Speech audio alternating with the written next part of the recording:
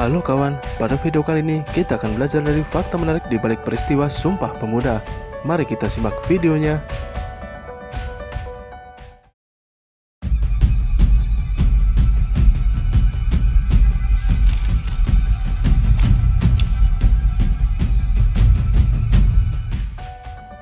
Berikan aku satu pemuda, niscaya akan kuguncangkan dunia. Begitu kutipan dari Bung Karno yang seringkali kita dengar tentang kehebatan para pemuda. Berawal dari diadakannya Kongres Pemuda kedua, lahirlah Sumpah Pemuda. Sumpah Pemuda selalu kita peringati setiap tanggal 28 Oktober sebagai bentuk peringatan akan semangatnya para pemuda dan sebagai salah satu sejarah penting di dalam perjalanan bangsa Indonesia ini.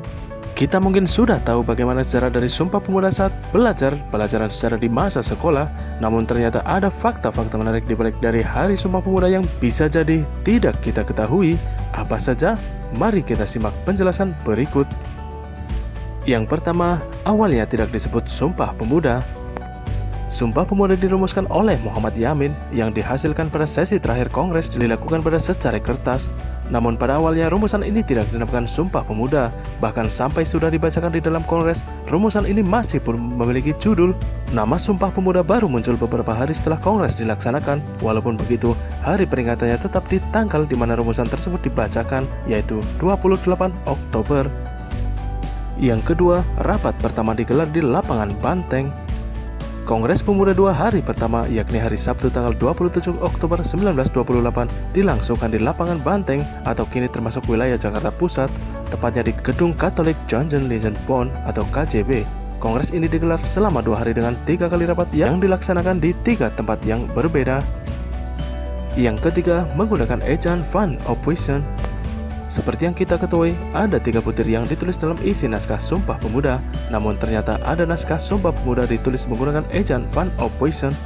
Van Ophuijsen adalah ejaan yang digunakan pada masa itu untuk menulis kata berbahasa Melayu menggunakan model yang bisa dimengerti oleh orang-orang Belanda. Yang keempat, ada pemuda wanita yang ikut membantu lahirnya Sumpah Pemuda.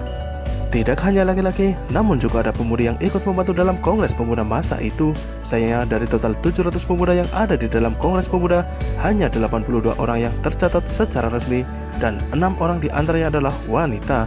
Para pemudi hebat tersebut ialah Siti Sundari, Nona Tumbal, Jo Tumbuan, Dian Pantau, Emma Puradirejo, dan Purnama Wulan. Yang kelima, dilarangnya kata merdeka. Pada saat Kongres Pemuda yang kedua dilaksanakan, pertemuan itu dijaga dengan sangat ketat oleh kepolisian Belanda.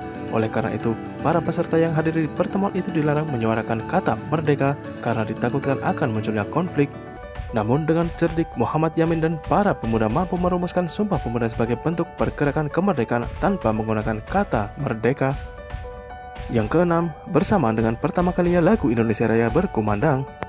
Indonesia Raya, lagu yang diciptakan oleh W.R. Supratman, ternyata pertama kali dikumandangkan bersamaan dengan hari dibacakannya Sumpah Pemuda. Namun sayangnya, saat itu W.R. Supratman tidak menyanyikan lagu ini karena terdapat kata mereka dalam liriknya. Hal itu ditakutkan dapat menimbulkan konflik dengan para kepolisian Belanda yang menjaga ketat pertemuan tersebut.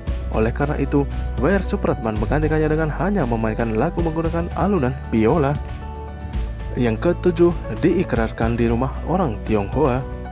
Peranan anak-anak muda keturunan Tionghoa cukup besar dalam Kongres Pemuda kedua.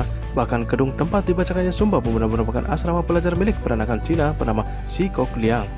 Gedung yang terletak di Jalan Keramat Raya 106 Jakarta Pusat itu kini diabadikan sebagai Museum Sumpah Pemuda. Beberapa orang perwakilan pemuda peranakan Tionghoa hadir di Kongres Pemuda kedua dan turut berikrar mengucapkan Sumpah Pemuda. Beberapa di antaranya diketahui bernama Oi Kai Xiang, John Lau Chon Hok, Chiao Jian Kui, dan lainnya. Isi ikrar Sumpah Pemuda adalah sebagai berikut. Kami putra dan putri Indonesia mengaku bertumpah darah yang satu, tanah air Indonesia. Kami putra dan putri Indonesia mengaku berbangsa yang satu, bangsa Indonesia. Kami putra dan putri Indonesia menjunjung bahasa persatuan, bahasa Indonesia. Itulah beberapa fakta menarik dari peristiwa Sumpah Pemuda.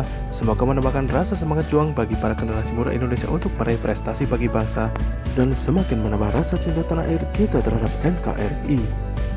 Semoga bermanfaat dan sampai jumpa di video berikutnya.